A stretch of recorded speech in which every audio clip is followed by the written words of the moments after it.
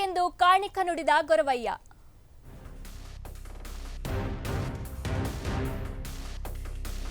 ಸಂಪಾಯಿತಲೇ ಪರಾಕ್ಕೆಂದು ಕಾಣಿಕ ನುಡಿದ ಗೊರವಯ್ಯ. ಮೈಲಾರದ ಮೈಲಾರ ಲಿಂಗೇಶ್ವರ ಕಾಣಿಕ ಭವಿಷ್ಯ ಪ್ರಕಟ. ವಿಜಯನಗರ ಜಿಲ್ಲೆಯ ಹೂವಿನ ಹಡಗಲಿಯ ಸುಕ್ಷೇತ್ರ ಮೈಲಾರ. 8 ರಿಂದ 10 ಲಕ್ಷ ಜನ ಮೈಲಾರದ ಕಾಣಿಕೋತ್ಸವದಲ್ಲಿ ಭಾಗಿ. 18 ಅಡಿ ಎತ್ತರದ ಬಿಲ್ಲೇನರಿ ಕಾಣಿಕ ನುಡಿದ ಗೊರವಯ್ಯ.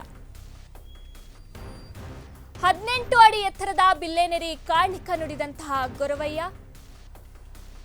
ಕಾಣಿಕ ನುಡಿ ಭವಿಷ್ಯವಾಣಿ ಎಂದು ನಂಬಿರುವ ಲಕ್ಷಾಂತರ ಭಕ್ತರು 11 ದಿವಸ ಉಪವಾಸ ಇದ್ದು ಕಾಣಿಕ ನುಡಿದಂತಹ ಗೊರವಯ್ಯ.